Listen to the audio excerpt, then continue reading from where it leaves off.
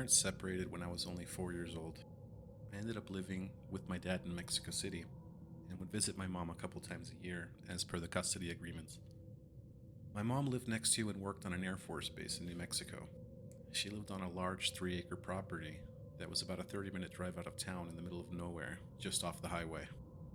It was always a huge change for me whenever I'd go visit her. I'd be going from one of the largest and most populated cities in the world to a small town in New Mexico. My mom was an animal lover, and she had a bunch of different animals on her property. She had potbelly pigs, peacocks, a horse, goats, you name it, at some point she probably had it. She lived in a small double-wide trailer situated near the dirt driveway that led from the highway to a carport where she would park her truck, an old white Ford F-150. There was not much to do when we were in the house. I had a Nintendo with a few video games that I would play, but the highlight of my day was getting to go into town and rent movies or video games from the Hollywood Video or Blockbuster. That week, my mom and I had gone into town to do a grocery run, and when we had gotten home, we found her potbelly pig mutilated and dead near the front door of the house. My mom told me to go inside and to not worry about it. She cleaned everything up and put the corpse in multiple trash bags and put them in the large dump trash cans near the truck. It was kind of freaky. It was really freaky. I was only 13 years old at the time, and it was the first time I'd seen anything like that. My mom tried to reassure me that everything was fine, and that these sort of things happen sometimes when you lived out in the country. She chalked it up to a coyote getting on the property, and that's what had killed our pig. I believed my mom, and it calmed me down a little bit, but it stuck with me. It's something that I'll never forget to this day. Later that night, at about 2 in the morning, I was playing a video game in the living room of the trailer. My mom was asleep in her bedroom. I remember I was playing The Hunt for Red October, a very hard submarine game. I was extremely focused on beating a level that I'd never beaten before when I heard the sound of our perimeter fence being disturbed. Our property was surrounded by a perimeter horse fence, and it ran along the outside of the house, just outside of the window behind me. I paused the game and sat there listening in the direction of the window behind me. The fence was bobbing up and down, and I could hear a metallic wiring swaying back and forth. It sounded like something had hit the fence while jumping through it.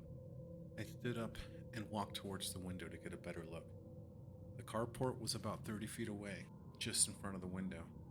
There was a large light on top of the carport about 20 feet in the air that illuminated everything around it. Everything within the range of the carport had a decent light coverage, but everything underneath the carport was dark.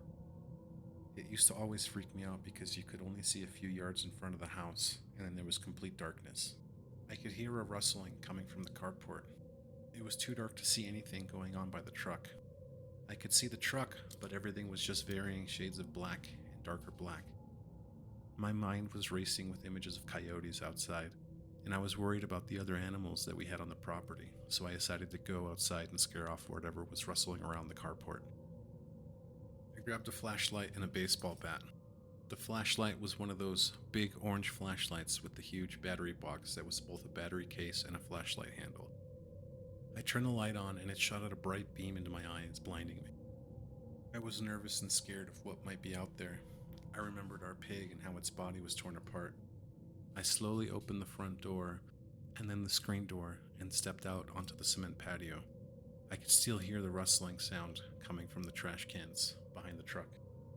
I shined my light in the direction of my mom's truck and aimed it around to see what was there, but there was nothing.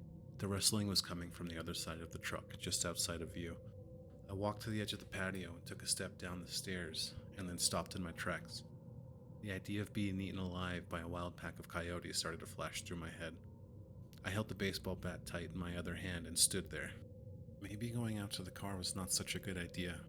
I stood there for a while, listening to the sound of something tearing through whatever was on the ground next to the truck on the other side of it.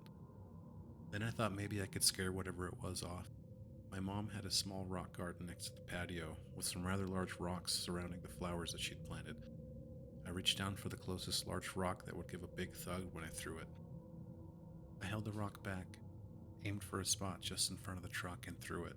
The rock landed close to where I had intended and let out a huge thud when it hit the ground. The rustling instantly stopped and I stood there frozen, flashlight pointed at the truck so I could see the front and behind it. I figured whatever was there would take off running, and I would get to see what it was, but I heard or saw nothing. A few seconds went by. I stood there waiting, not breathing. I was too terrified to go inspect the truck. Whatever was making the rustling was still there, I was sure of it.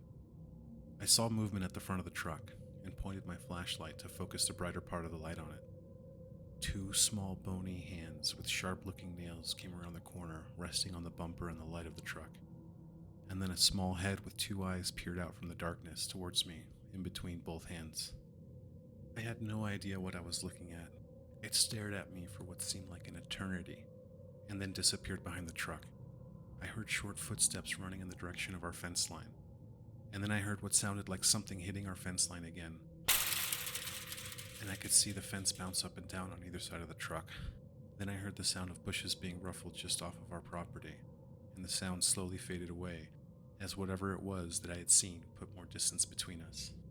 I ran into the house after that, locked the door, and stayed awake till morning. Whatever it was, it never came back to our house again.